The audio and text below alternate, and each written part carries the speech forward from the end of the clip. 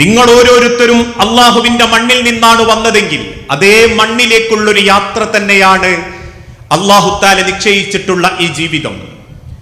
ആ തിരിച്ചുള്ള യാത്രയോടുകൂടി എല്ലാം അവസാനിക്കുമായിരുന്നെങ്കിൽ മരണം വലിയൊരു സന്തോഷമാണ്, സമാധാനമാണ് എന്ന് നമുക്ക് പറയേണ്ടി വരും. പക്ഷേ തൊട്ടടുത്ത വാക്കിലൂടെ അള്ളാഹു തആല പറയുന്നു, വമിൻഹാ നുഖ്രിജുകും താറത്തൻ നുഖ്റാ, നിങ്ങൾ ഒരിക്കൽ കൂടി അള്ളാഹുവിന്റെ മുൻപിൽ പുനർജീവിപ്പിക്കപ്പെടും.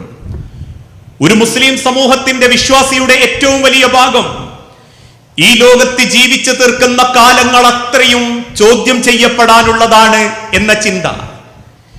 ഈ ലോകത്ത് നൽകപ്പെട്ടിട്ടുള്ള സർവ്വ അനുഗ്രഹങ്ങളെ പറ്റിയും അള്ളാഹുവിന്റെ അരികിൽ ചോദ്യം ചെയ്യപ്പെടുമെന്ന ബോധം, ആ ബോധമായിരിക്കണം ഏതൊരു വിശ്വാസിയെയും ഈ ലോകത്ത് നിർഭയത്വത്തോടുകൂടി ജീവിക്കാൻ പ്രേരിപ്പിക്കേണ്ട ഏറ്റവും വലിയ മാർഗം. അതുകൊണ്ടാണല്ലോ മഹാനായ പ്രവാചകൻ സല്ലല്ലാഹു അലൈഹി വസല്ലമ ഒരു നട്ടപ്പാതിര നേരത്ത് വിശപ്പിന്റെ ശക്തി കൊണ്ട് തിരിഞ്ഞും മറിഞ്ഞും കിടക്കാൻ തുടങ്ങി.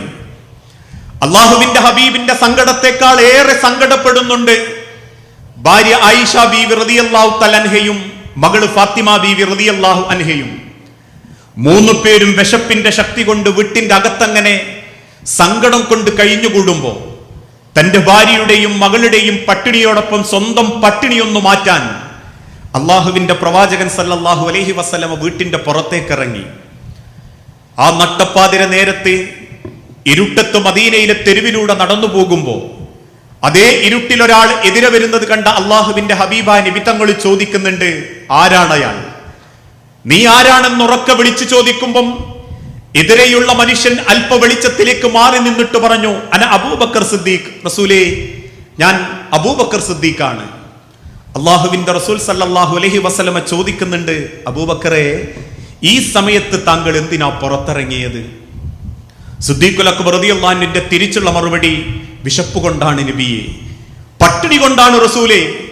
ഒരു കാലത്ത് മക്കയിൽ ചോദിച്ച വില കൊടുത്ത് അടിമകളെ മോചിപ്പിച്ച് പട്ടിണി കിടക്കുന്ന നൂറുകണക്കിന് സഹാബാക്കൾക്ക് ഭക്ഷണം കൊടുത്ത മക്കയിലെ പേരുകെട്ട തറവാട്ടിലെ അബൂ ഖുഹാഫയുടെ മകനെന്ന അബൂബക്കർ സിദ്ദീഖ് ആയിരുന്നു വിശപ്പിന്റെ ശക്തി കൊണ്ട്, പട്ടിണിയുടെ സങ്കടം കൊണ്ട് ആ രാത്രി പുറത്തടങ്ങി നടക്കുന്ന വ്യക്തി.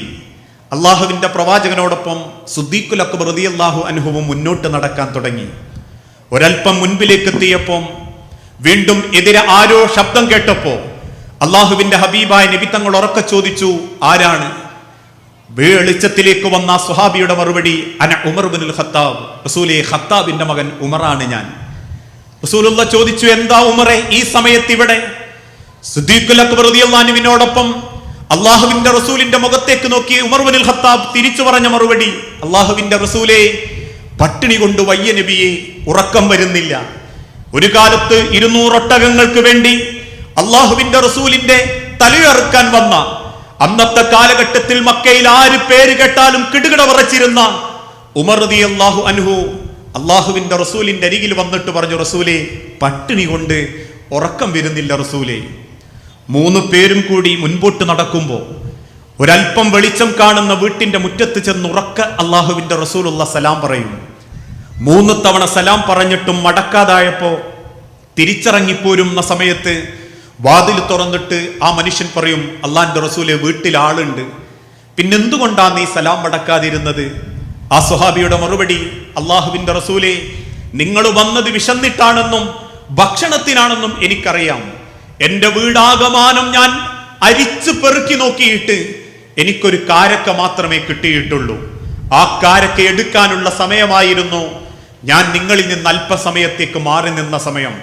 തന്റെ കയ്യിൽ കിട്ടിയ കാരക്ക 6 കഷണങ്ങളായി ചീന്തിയെടുത്ത് 2 കഷണങ്ങൾ ഭൃത്യൻ അബ്ദുല്ലാ റളിയല്ലാഹു അൻഹുവിന്റെ കയ്യിൽ കൊടുത്ത് റസൂലുള്ളാഹി സ്വല്ലല്ലാഹു അലൈഹി വസല്ലമ പറയുന്നുണ്ട്, അബ്ദുല്ലാ ഇതെന്റെ ആയിഷാക്കും എന്റെ ഫാത്തിമാക്കും കൊടുക്കണം.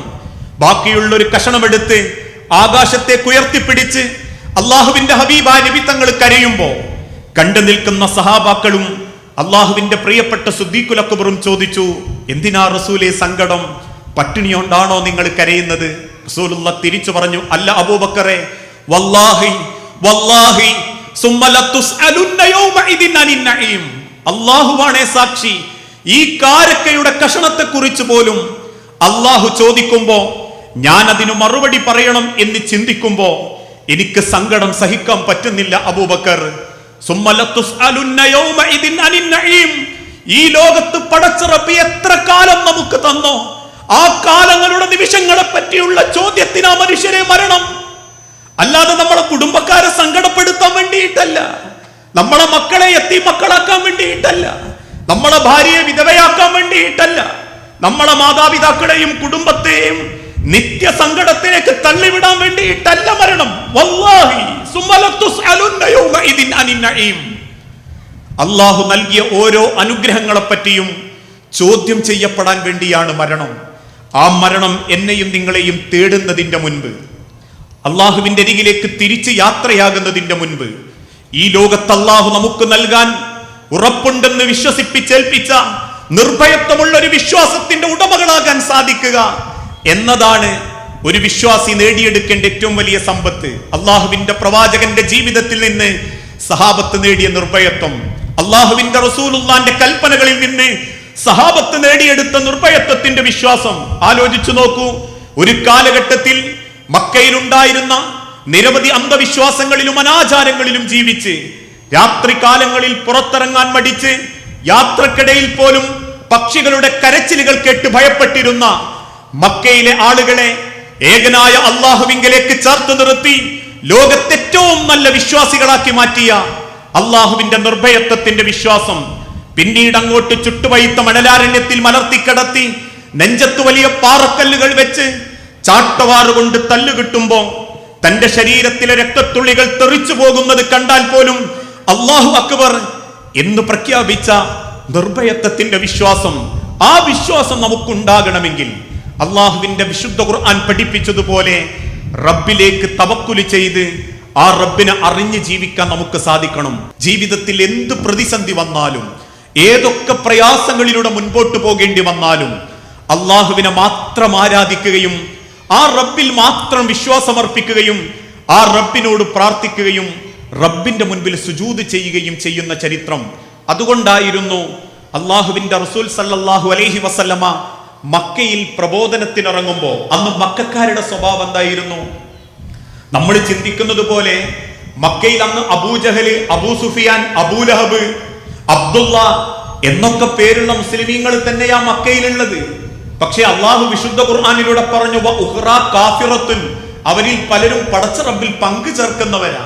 പേര് അബ്ദുള്ളയായിട്ടും പേര് അബൂജഹലായിട്ടും പേര് അബൂ സുഫിയാനായിട്ടും അവരൊക്കെ പടച്ച റബ്ബിൽ പങ്കു ചേർക്കുന്നവരാണ് എന്ന് അല്ലാഹു തആല പറയാനുള്ള കാരണം എന്താണെന്നറിയോ? അള്ളാഹുവിനോടൊപ്പം ആ കാലത്ത് മരിച്ചുപോയിരുന്ന ലാത്തയുടെ കബറിങ്കൽ ചെന്ന് അവര് പ്രാർത്ഥന നടത്തിയിരുന്നു. ഉസ്സ എന്ന മരത്തെ അവര് പൂജിച്ചിരുന്നു. മനാത്ത എന്ന കൽബിംബത്തെ അവർ ആരാധിച്ചിരുന്നു. യാത്ര പുറപ്പെടാൻ നേരത്ത് ചില പക്ഷികളെ അവർ കണ്ണുകൊണ്ട് കണ്ട് യാത്ര ആരംഭിച്ചിരുന്നു. ചില പക്ഷികളെ കണ്ടാൽ അത് ലക്ഷണക്കേടാണെന്ന് കരുതി അവർ യാത്രകൾ വേണ്ടെന്ന് വെച്ചിരുന്നു.